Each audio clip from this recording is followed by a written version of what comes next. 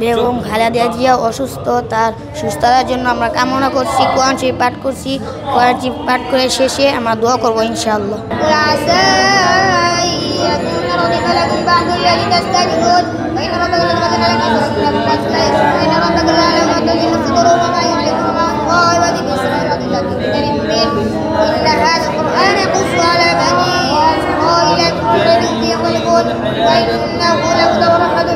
সাবেক প্রধানমন্ত্রী তিনি অসুস্থ, তার শেফার উদ্দেশ্যে আমরা আমাদের জায়গা থেকে কোরআন তেলাওয়াত করতেছি। আল্লাহ তাআলা যেন তাকে অতি দ্রুত সুস্থতা দান করে এবং শেফায়ে আজলা কামিলা নসিব দান, সেই উদ্দেশ্যে আমরা কোরআন তেলাওয়াত করছি। এবং কোরআন তেলাওয়াতের শেষে ইনশাআল্লাহ দোয়া হবে, আমরা দোয়া করব তার শেফার উদ্দেশ্যে ইনশাআল্লাহ।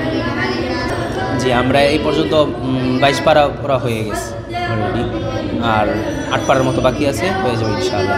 হ্যাঁ, আমরা পুরো খতম দেওয়া হবে। এই পর্যন্ত 22 পারা হয়ে গেছে আর 8 পারার মতো বাকি আছে, ইনশাআল্লাহ জোহরের আগে হয়ে যাবে। বেগম খালেদা জিয়া অসুস্থ, তার জন্য আমরা কোরআন শরীফ পড়তেছি। কোরআন শরীফ পড়ার শেষে আমরা তার জন্য দোয়া করব তিনি যেন সুস্থ হয়ে যায়।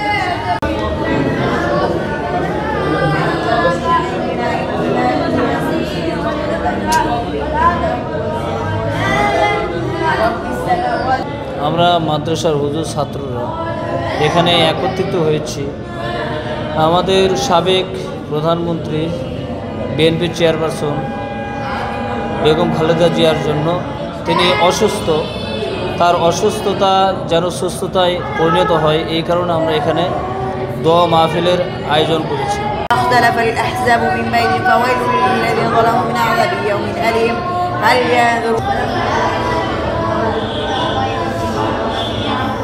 আমাদের যুবদল ঢাকা মহানগর উত্তর এবং ভাটারা যুবদলের পক্ষ থেকে আজকে এই কোরআন খতম দেওয়ার যে নিয়েছে বাবু। আমি আসলে আমাদের দেশনীতি বেগম খালেদা জি যে অসুস্থ, আমরা শুধু দোয়া করব এবং এছাড়া তো আমাদের আর কিছু করার নাই। দোয়াই কিছু ওনাকে সুস্থ করে নিয়ে আসবে। আমাদের বিএনপি ভারপ্রাপ্ত চেয়ারম্যান জনাব তারেক রহমান দেশে ফেরার বিষয়ে উনি ইতিমধ্যে সবাইকে অবগত করেছেন। উনি যেটা ভালো দেশবাসীর জন্য যেটা ভালো হবেন, এবং ওনার মায়ের কাছে যে আমি চাই যে উনি যেহেতু উনি সন্তান আছেন, যে সন্তান উনি অবশ্যই তার মার কোলে অতি শীঘ্রই চলে আসবেন।